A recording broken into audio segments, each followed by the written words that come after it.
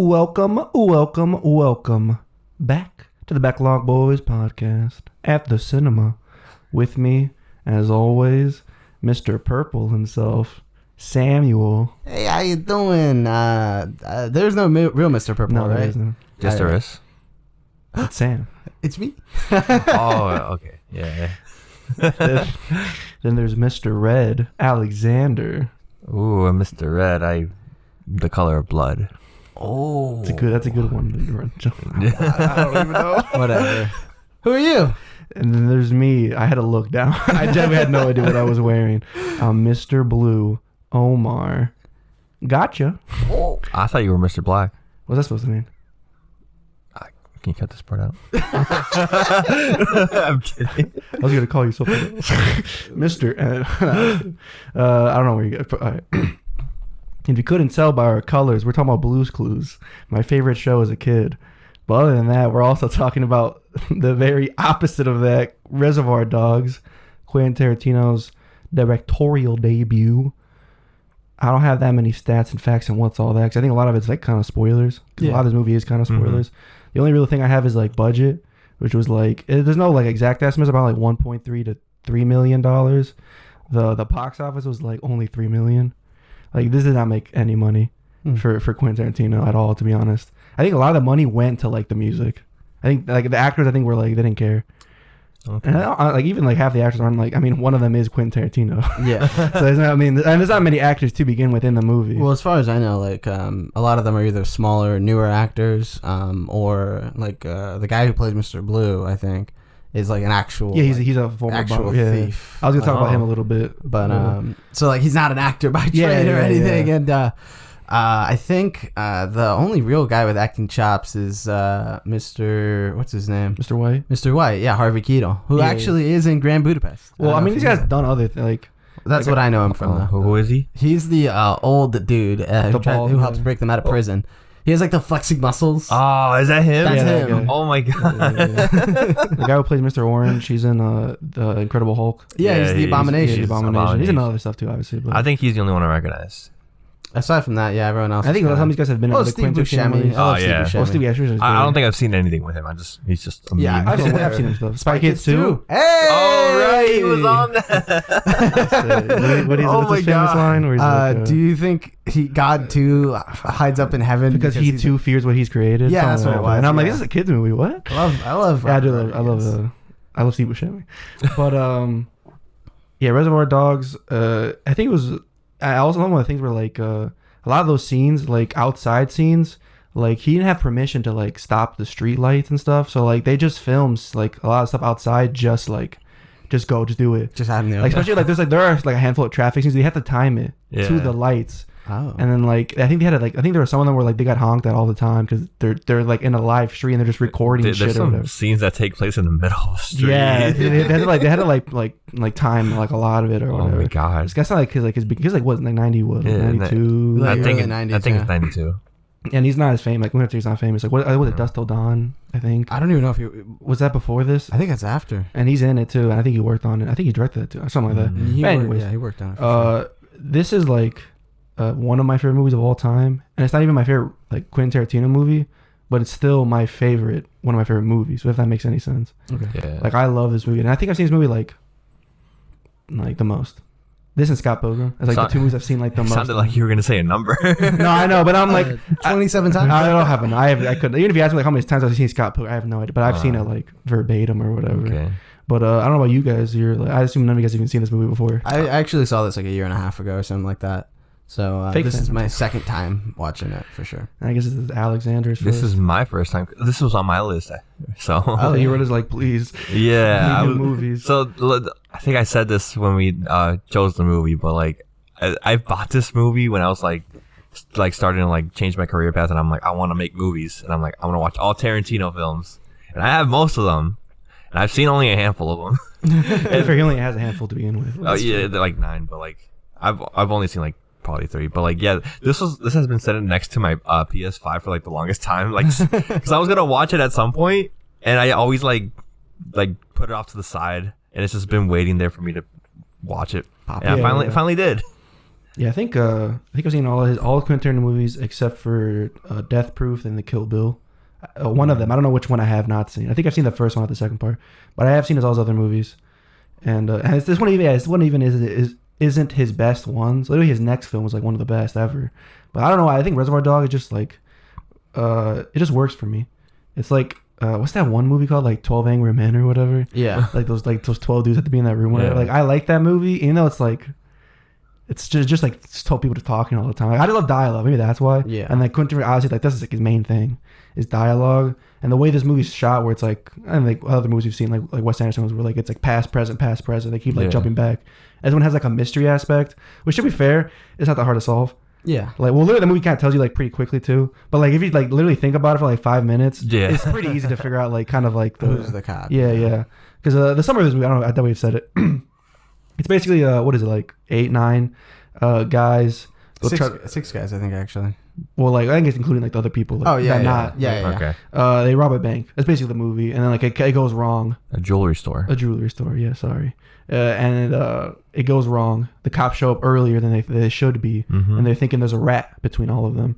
So it's kind of like it goes from like them before the jewelry scene, and then it's like post that, and then before, and then it keeps going back and forth, kind of like explaining stuff. Yeah. I like how we don't see the robbery You never scene. once see it. It's Funny because it's like one of the top people vote this like the best bank robbing movies of all time, and there's not a single scene of them. Yeah. It's so good because like you basically have a whole picture of it in your head, and that's because they described it so well. Yeah.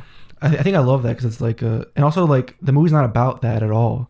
Oh, like the jewelry thing at all. Like that's why they don't even need to show it. Like the most they show is one character running away, and that's basically about it.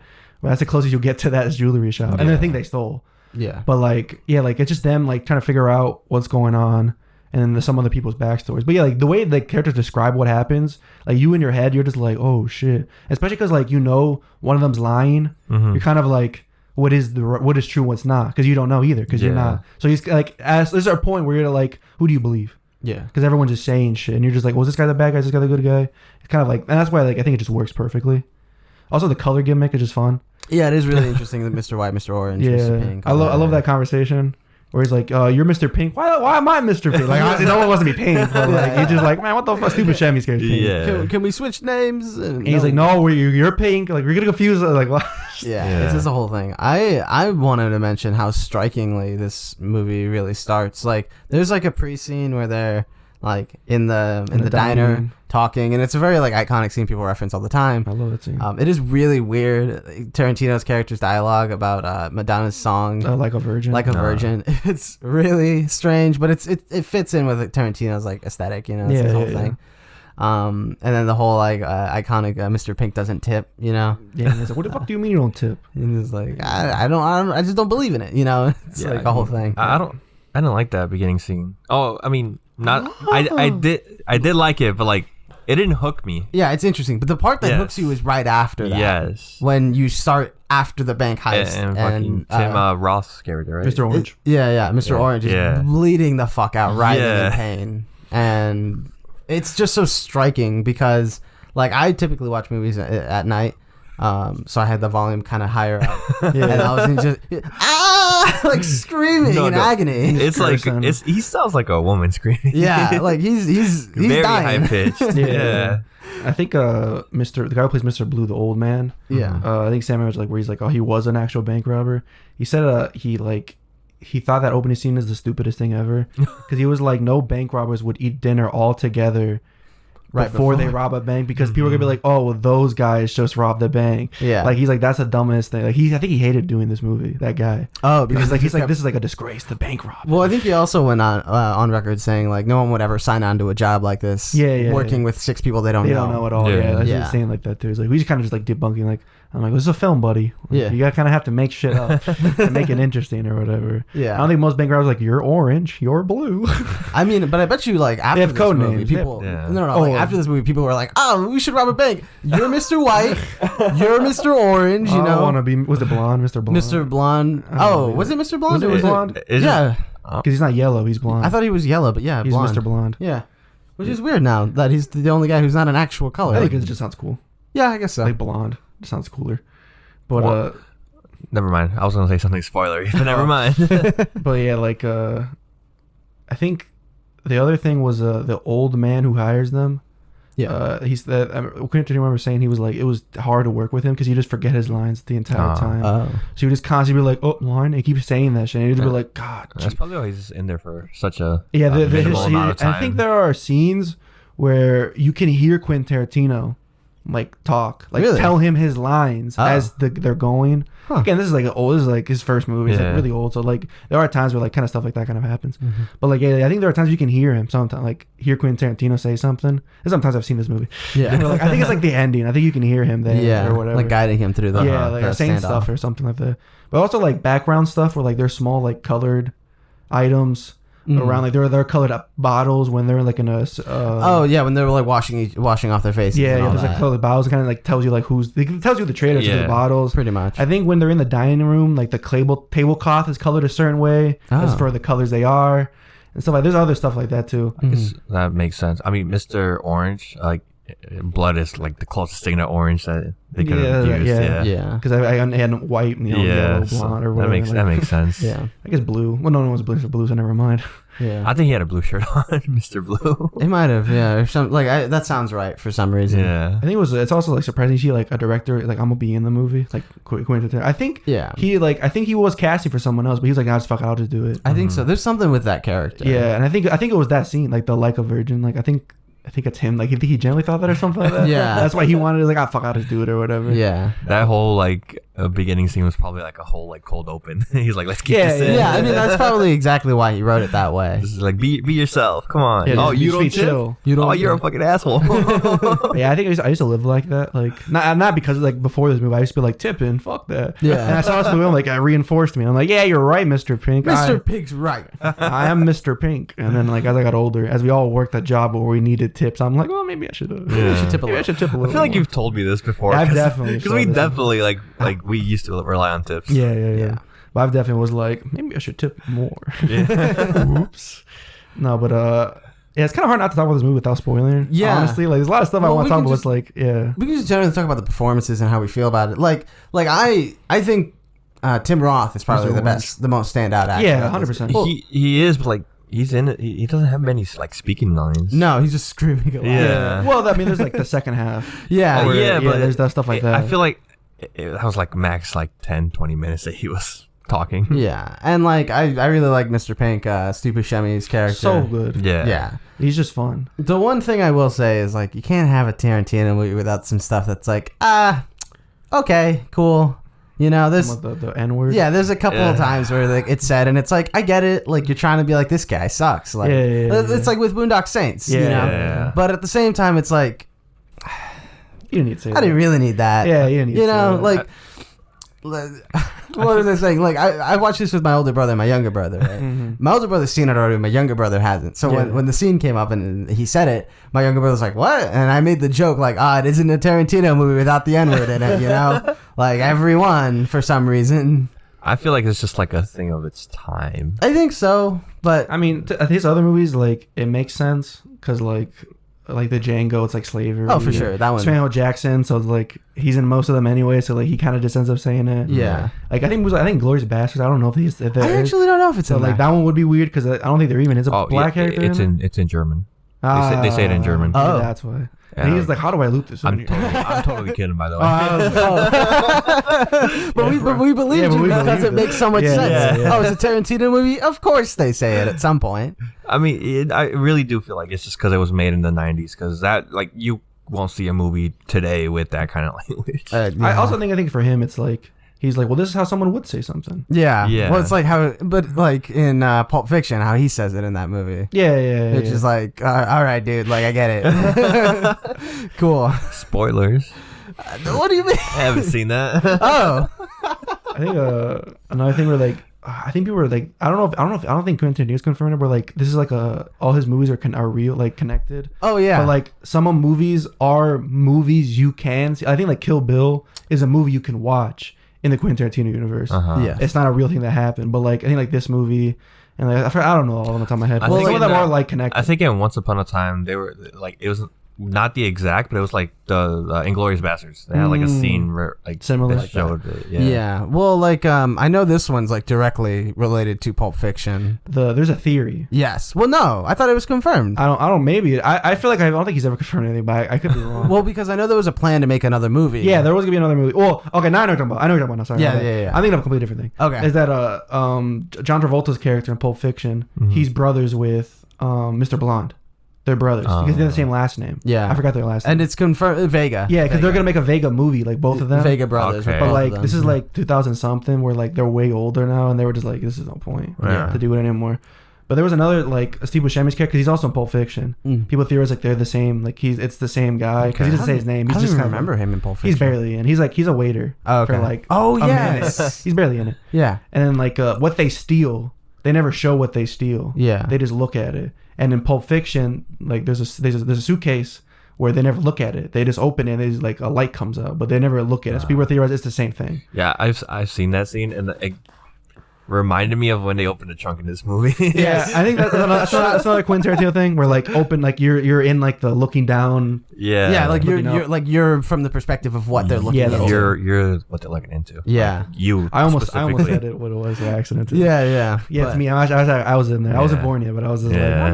like, that was really cool looking too. Just like open up, and all three of them was like, fuck. Yeah. Like, damn. Overall, this isn't my favorite Tarantino movie. What would you say? What is? I still think it's Inglourious Bastards. Oh, Like that's such a fun movie for in sure. certain parts. Like the Hugo Stiglitz stuff, awesome.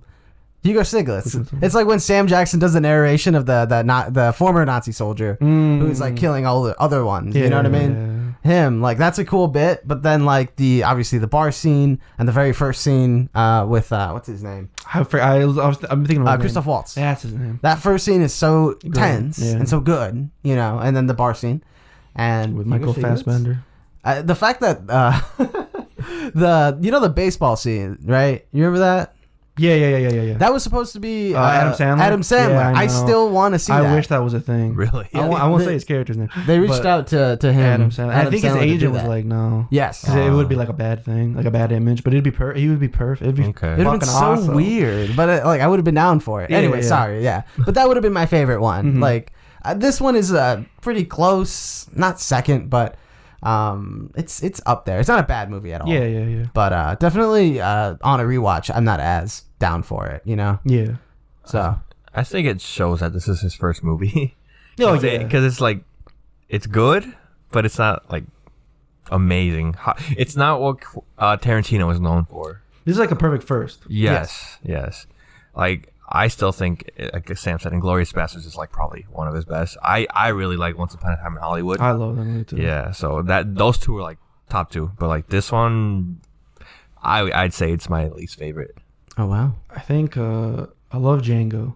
Oh yeah. The Django, I love that movie. I still too. gotta watch that I think I think it's the second one I've seen the most. Okay. I've seen it so many times, and I think I always say Reservoir Dogs is my favorite. I mean, because it's my like not even it's not even my first. I think I've seen like Django. I think my other was probably my first one. I don't even think I knew who Quentin Tarantino was. But then like I think watching it, I don't know. I just like it just works for me. But no, yeah, like it's definitely not as like it's not as worse because Jackie Brown is definitely not like my favorite one either. I don't know about Hateful Eight. I don't know if I would rate this. I had to think about it. But what about your dad? Do you think your dad? Did you watch this with your Reservoir dad? Dogs? Oh yeah, I don't see why not. This seems like a dad thing. Like I Yeah. remember my dad watching Tarantino movies when I was a kid. I don't think my dad's seen the Tarantino movie, but Really? I'll I can imagine. So yeah. So I had two funny stories. I watched Inglourious Basterds with my mom because I was in the living room and she was like, "Oh, I was gonna watch it." She's like, "Oh, can I watch it too?" And I was like, Okay. And then I was like, I'll put Spanish subtitles. And it's funny because like it's Spanish subtitles at the beginning of the movie. Yeah. But it's like also like they're talking German, so they put English subtitles, and then there's Spanish subtitles under those English subtitles. Oh my God. So there's like multiple subtitles. And my mom like gave up like 2 minutes in. Oh, yeah. She did not care at all. Yeah. And then my dad, because he loves Western movies, like Yeah. cowboys, and my brother put Hateful Eight on for him. My dad was just like, kept every like 2 minutes like, so when is it gonna get good? Because that movie's not a cowboy movie. Like, no, it's not. It's a completely like different movie. Yeah. But he was just like, I think he stopped watching it also. He just never finished it or whatever. That's my parents' history with Quentin Tarantino. Oh my God. Gosh. I recommend this one. Actually, like For sure. It's one of my favorite movies of all time. I think it's like my first Quentin movie I own it. The box. Okay. I want to buy a poster of like the colors. Mm-hmm. I was trying to find it so hard to like look it up. I just gave up after a while. As you can tell, because it's not here. I would have it on my wall. But I love this movie. But it's an easy recommend. Yeah, this isn't like a hard recommend for me. Like it's good. It's not even long. But it's not like, dude, you have to watch Reservoir Dogs. Yeah. You know, Yeah. like It's like Pulp Fiction. there's other movies I would more highly recommend. Not even, I actually did see Pulp Fiction. I wouldn't even recommend that one as much either. That one's all right. Ooh, I'm not crazy about that one. controversial. But like movies we've seen before, like The Nice Guys. Like No, that yeah, movie is yeah. amazing. I love that movie, and I It's want to a watch it good again. movie. Mhm. I would recommend that over Reservoir Dogs. Yeah, Yeah. it's just like, listen, you're gonna have a good time. It's gonna be great, you know. But not to say that this is a bad movie. But I don't know. Like of the Tarantino movies, I think you can watch better ones. Because like I think if you gush about Tarantino to someone and then tell them to watch this one, or like you mentioned Jackie Brown, maybe they're just gonna be like, I don't see it, sorry, and then move on. Yeah, you know, yeah. and they'll skip out on Django or Inglourious Bastards, which are both top tier, like great movies. I would also say Pulp Fiction's like Pulp it's Fiction. an incredible movie. I haven't seen that one. We'll have to Like I decide. said, like List. I own this. I own Django, and I still haven't seen them. any of them. I want to. Alex is gonna be like the determinant. He's gonna have to be the tiebreaker. yeah. But I guess we'll just hop on to spoilers. Yeah. This movie sucked. I hate it. Oh fuck! I'm dying. Get me to a doctor. We can't get no doctor. I love, by the way, Tim Roth's accent, like the accent he puts on, because like when you hear him talk normally, you're just like, oh, okay, like he's a normal dude, and then as you see the character when he's like getting into the undercover character, That's why I love that. I love that accent bit where he's like, I don't know, he just gets more nasally and like I don't know, it's very fun to see that transformation. I didn't realize it was him at first. Really? Not till the end when he started speaking normally. Because I don't know, because you see him, he's like all like I'm in pain phase. Yeah. He's covered in Screaming. blood, screaming, and I'm like, he looks familiar. I don't know who he is though. And then he's like the part when he like wakes up like after his He passes out. he passes out. He wakes up and he's just casual for some reason. Yeah. I'm like, oh, he's Abomination. I know Blonsky. him. I saw him in the She-Hulk trailer last night. Oh yeah, he is. Yeah. I don't know, like now that we're talking about spoilers, I guess I can get into some of the things I'm not crazy about. That scene, the stuck in the middle with you scene, the torture. You didn't like that scene? That scene is like cool, I guess. I don't know. I was more interested in the first time I saw it because it was like, oh, what's gonna happen here? But upon the second rewatch, I was like, all right, I don't need to see this torture scene. Like, I think sometimes like Tarantino movies get too grotesque for their own good, for me, anyways. Because I'm just like, all right, I'm not here for that personally. Like a Pulp Fiction. Yeah, a little bit. Yeah, Is and it the it's ending? like, I think it's like towards the end. I think we know what I'm talking about. Right? Yeah. Yeah. And like that's the reason I don't like a lot of some horror movies like Saw and those movies, because I'm just like, all right, I get it. People are getting hurt. It's gruesome. Oh, Yeah, okay, yeah. cool. This does nothing for me. This just makes me feel, you know. Gross. I'm not scared or like terrified or anything. So I don't know. That scene doesn't do much for me the second time I watched it. No, I agree with you. I think when we were talking about Sacred Deer, I told you guys like I don't like grotesque stuff, and that's where that movie was starting. Yeah. But like torture scenes and movies, I can't.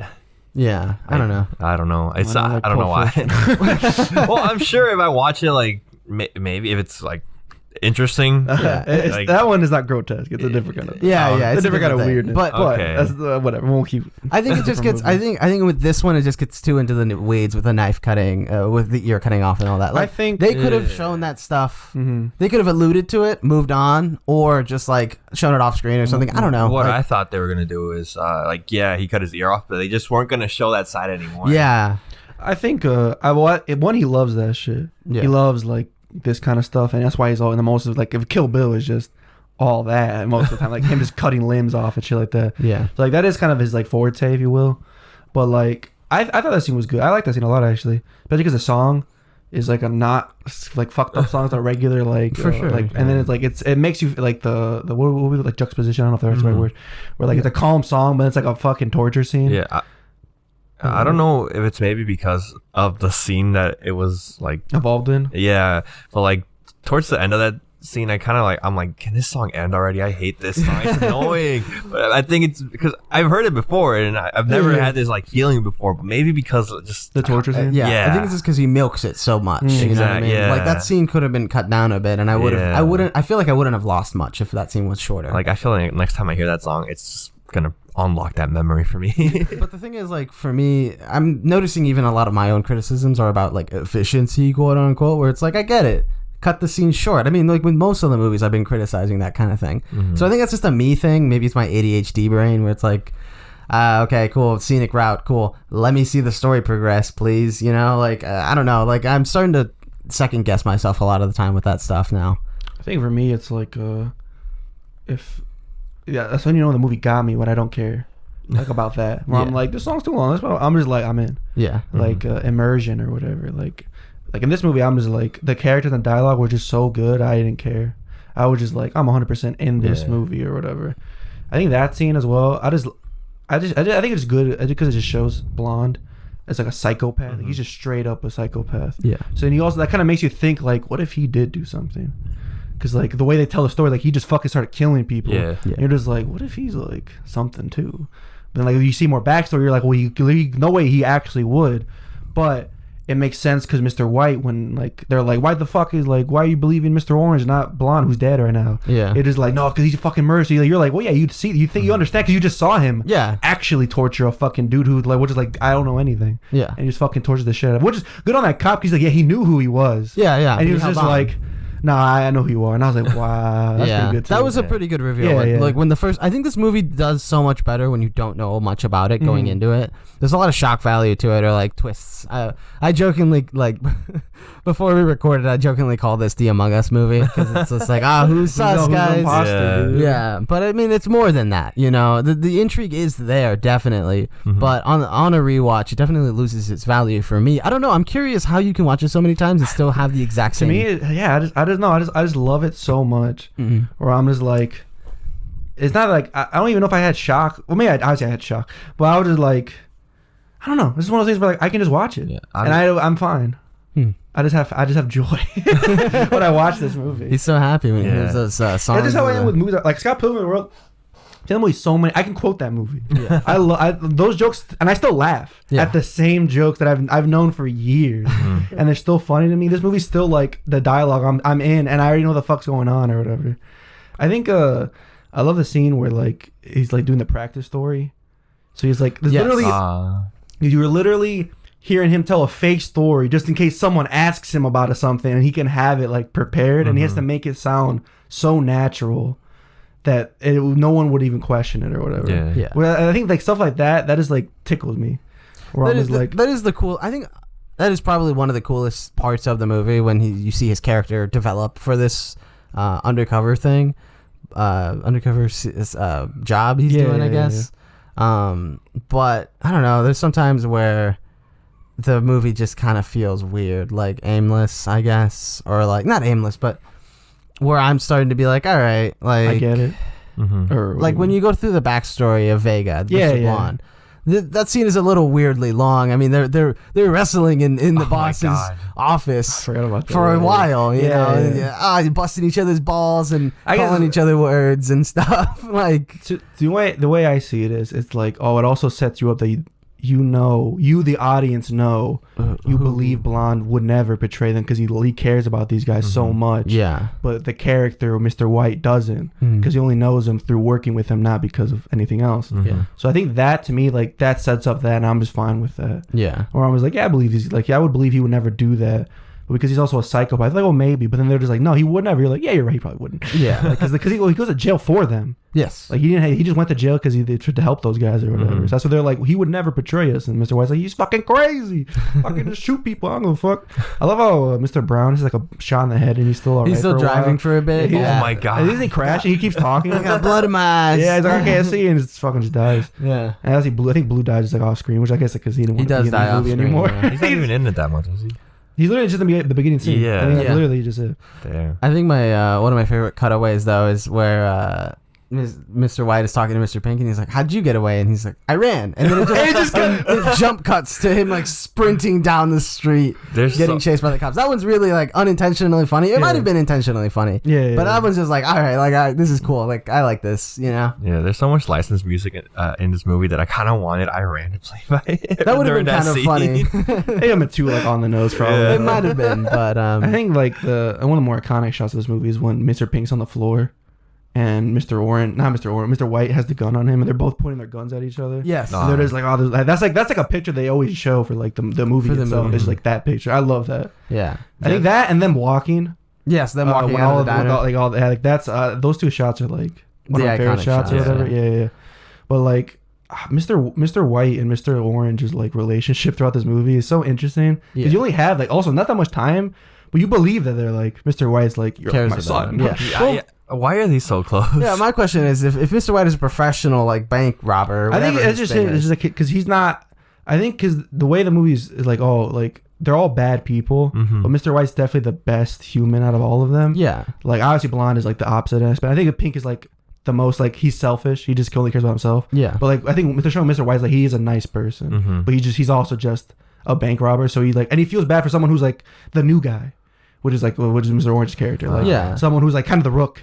And you don't want the rook to like just fucking die. But he also is like pretty obviously selfish about his own like his own people. Well, because like he's talking about like putting down cops. Doesn't he kill the woman who shoots Mr. Orange? No, Orange Mr. Orange kills her. You're right. He's like, I shot the bitch. She shot me or something. Yeah. Like at the beginning when he's like screaming, he's just like, she had a baby. Yeah. Which by the way, they don't say what happens to the baby off on screen. But whatever. But. It just to me it seems weird that somebody who's professional, who's been doing this for so long, you know, very easily gets attached to people like Mr. Orange. You would think at some point somebody would have pointed that out, or that would have bit him in the ass earlier in his career, you know. Maybe it's one of those like maybe he hasn't really worked with the rookies. Like he's always worked with like professionals. Yeah, like the best of the best or whatever. And he's always kind of he's always been the rookie. Yeah, maybe. So that's why he feels empathy for like Mr. Orange or whatever. And again, like something that shouldn't have been that crazy. Yes. Went wrong, and he got shot. Yeah, and he can't still live. It's supposed to Mr. Brown who just died. Whatever.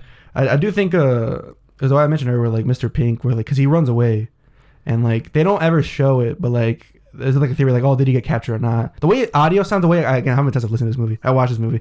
It sounds like 100% they caught him. Yeah, 100%. You hear like tires screeching, gunshots outside. Yeah, but like I think the way that they're also like, oh, he just like went under like what's the word? Undercover, like under witness protection or something. Yeah, because like as I mentioned, he's in Pulp Fiction for like 5 minutes, like he's barely in it or whatever, and he just says like, "Oh, do you want a milkshake or something?" Like he's just a waiter or whatever. Yeah, but like he's because this is at the end, right? Yeah, the end, and that's where like he has the briefcase. Yeah, and he runs away with it or whatever, and the briefcase is the briefcase. People say, and there's no confirmation, but it's the same briefcase. In Pulp Fiction, yes, because they just open it, just like a gold light flashing into their face, so you don't even see that in Pulp Fiction either. But well, we were talking about Mr. White and Mr. Orange. He shot him, right? Yeah, he kills him. He kills him at the end. Because it was like it hyped off screen. Yeah, because he cries and then I think because you hear the cops like, "Don't put the gun down," and you just hear gunshots. Yeah. I felt like it was like kind of like oblivious. Like I'm like, did he? I stopped. I'm pretty sure did he shoot him? He does, because the thing is, you hear a gunshot, but you don't see White go down, and you don't see him shoot anybody because the gun is still pointed at Orange. Yeah. So the implication is that he shoots Orange and then he gets shot. I love that scene too. My question is like holding like a baby. Did Pink shoot somebody during that standoff? Probably. Because the thing is, like, two people are pointing their gun at White. But White is only pointing at one person. Are you talking about like the standoff? I think that's a mistake on Quentin Tarantino's part. Yeah, I think he fucked up. I'm like, who shoots? Because I don't think no one shoots him, but like, I think they just fucked it up or whatever. I think I remember that. Yeah, that doesn't make sense. Yeah, because like it's literally 2-on-1. One of them's gonna get shot, nice guy Eddie or his dad. Yeah. But there's no way that Mr. White shoots both of them. You know what I mean? Yeah, I think that was just an accident. Like it might have been just an accident, or like Tarantino talked about it. He just like there's 2 bullets and one revolver. So you ever play Red Dead Redemption? There's that slowdown time thing. You ever played Overwatch? So I was gonna say like, oh, maybe in universe like Pink would shoot somebody, but there's no reason for Pink to shoot anybody. He's very much like I don't think he would ever shoot his boss who's paying him to do this. Yeah. Well, I mean, Orange did have that like mini gun on his ankle. Yeah, I guess. When you said minigun, I literally thought like machine gun. And I'm like, oh, you mean literally a small pistol? He had the Russell Crowe. Yeah. The Russell Crowe special. AK, no, there was no gun. Maybe he just like grabbed it off screen and that's the thing. Like, we have to come up with these theories in order to reason it. I think that's the thing. It's like the least important thing. I also think I think that just happened by accident. Yeah. I think it was like, it wasn't just, he was like, oh shit. He's like, oh, it'd be cool if it ended like that. Yeah, but at the same like time, I should shoot out or whatever. Yeah. I also think, sorry. I also think when Mr. Blonde dies, like that's just really like abrupt too. Yes. Because you just like torture, and he's like, oh, what the fuck, and then you just like, or just like. Gotcha. I was kind of glad when he died. I didn't care. Oh yeah, no one should be like, man. Yeah, but it does come out of nowhere. Like you're not expecting him to get shot all of a sudden. I kind of was, because dude was right there. That's true, but the thing is, like, you assume he's dead. Mr. Orange hadn't done so much in a while that you thought he was just out of commission. It was so obvious that he was like the cop. So I'm like, well, yeah, like, but I'm saying like you was like he's probably dead, like, yeah, because he hasn't done anything like since the cop has been tortured this whole time. He hasn't done anything. I think he just actually woke up, probably like, oh shit. I was like, I should probably just kill him now. Yeah, no, the whole time I was like, he's gonna do something. He's gonna like intervene. Intervene. I mean, like, Orange could have probably handled that a little better, like explaining when he explained to Nice Guy Eddie what had happened. Mm-hmm. You know, he probably should have just said, "Hey, dude, he was gonna burn the cop, burning the place down and attracting a bunch of cops." To be fair, he's also bleeding out. He's also bleeding. You call him delirious. So you're just like, oh fucking hell. But like, he probably could have walked that line pretty good if he, kept his cool as an undercover cop, as he should be able to. The other thing where like they had a doctor to be like, oh, like this is a humanly allowed amount of blood. Like, he would still be alive. All that blood is like a real amount of blood someone can lose and not die. Huh? Like he was at the brink, I think, at the end. Though. Okay. But, like, I think it depends where though. Because like there's certain spots where you can get shot and you can just bleed for like fucking forever, and you'll be all right. But other spots, if you get shot like in a weird spot, you'll just die. Like, I mean, he was doing good, so he was. I felt so bad for him as an actor. He just like fucking just bathe and like fake blood. Yeah, that's just nasty. And you can kind of feel like you can kind of like see like the wetness to it of like it's an older movie too. Yeah. There's another scene where like I was like, oh, there's stuff like they had to like shoot scenes, like they had no permission for traffic. There's a scene where like the getaway car goes in an orange balloon. Like falls back, be like, oh, that's a whatever, like showing that it's foreshadowing. And I think Quentin Tarantino's like, no, that would just happens. Just someone dropped their balloon and just went. Yeah. In my heart, I don't believe that, because that's just such a crazy coincidence. And an orange balloon just happens to. It is crazy coincidence, but orange is a pretty common color, and like Tarantino strikes me like he's agreed that the foreshadowing and the other foreshadowing was true, right? The bottles and all that. That was very like. So like that is very obvious, but at the same time, like he's taken credit and gone on record saying that was the point, you know. Yeah. But the fact that he said no, the balloon is just an accident, to me tells me yes, I guess it had to be an accident, because he would have absolutely taken credit for that if it was, you know. Yeah, Mr. Quentin is such a nice guy. He's such an amazing guy. Love his scripts. Love all the words in his scripts. Where was the feet in this? Oh yeah, there weren't really feet in this one. Well, there's no really women in this movie. I think this is before he realized he could put his fetishes into movies. He's like Uma Thurman. Ooh. Besides, you know, saying the N word. Yeah, aside from that, yeah. It's a sick pleasure. Oh my god. But I think that's pretty much it. Yeah, I love this movie. I mean, as a first time watcher, this was nothing what I expected. like what I heard before this was like, this is like a heist movie. Like what happens after? So I thought people were gonna come in, they're gonna tell this story of how they finish the heist. Ocean 11. Yeah, I was thinking more like Ocean's 11. That's why. Because that's all I knew about it. It's a heist movie. It takes place after the heist. So I'm like. Okay. So you're like Ocean's 11, but without all the dumb shit in the before. The part of that. Yeah. Could you imagine an Ocean's movie directed by Tarantino? Like that'd be a wild. It's funny because like, a lot of those movies, the guys in it, like I think he does work with them. I like think Brad Pitt. So. Them or did he do a movie with Damon? Matt Damon? Did he? I don't think he did. Or George Clooney. I thought he did. Maybe. George Clooney sounds right. Wait, no, I don't know. Anyways, sorry. Not the hypothetical Tarantino. Yeah, it's a hypothetical Tarantino. Yeah. But no, fucking. Gay? Movie's gay. In the grand scheme of things, like this isn't my least favorite movie we've seen so far, not by a long shot. We've seen way worse movies. But like if I was putting together a list of my favorite movies, my top 50 favorite movies, I wouldn't even consider Reservoir Dogs as one of them. You know, it's not a movie I think about all the time, especially after having seen it already, and especially after having seen it again. I've only thought about this movie in the context of the podcast. I have to do a podcast. Yeah. aside from that, I have not thought at all about this movie. I think just because like I've been itching to watch it for such a long time, it didn't live up to what I was hoping it would be. Yeah. But maybe I just gotta watch it as many times as Omar has. Yeah. Like 30 or something. We gotta like get together and watch it with Omar, and then he can give us like almost like fake director's commentary. You can tell us when you can hear Quentin Tarantino talk. Yeah. That should be with Scott Pilgrim. Yeah, the whole time I'll just be quoting the movie. Oh my I God. wouldn't even be talking. Don't even look at the screen, just like I'm just looking at you guys. So that's me when I watch episode 3 with someone because I know that whole like Anakin speech. Oh my God. Star Wars episode? Yeah. Oh my God. We're not going to this right now. All right, maybe we should move on and pick the next movie then. Maybe we should. All right. So is this one of mine or who? I don't know anymore. I think it's it's Omar's movie. It's an Omar movie. Let's go. Good movie guaranteed. Oh. Spin the wheel, baby. Maybe, do I even have a Quentin? I realized I don't even think I do. I don't think you do. Maybe. I think Alice might have all of them, and I was like, I'll let him have It's it. the Royal Tenenbaums. Nice. Yeah. Royal Tenenbaums. What? The Royal Tenenbaums. What is that? It's a Wes Anderson movie, brother. Is it good? Oh, you know why it's on my I haven't list? seen it. Why? I think it's because my wife's boyfriend. I think when I walked in one time, and I was like, "Oh, what are you guys watching?" But they didn't reply. I don't know why, but like I was like, "Oh, that looks pretty interesting." I love Ben Stiller Yeah. and Luke Wilson. Did she give you permission yet to talk about that? Yeah. Who? Can you talk about that on the pod? Who? Your ex-wife. That thing? And her boyfriend. Yeah. And the boy? Yeah.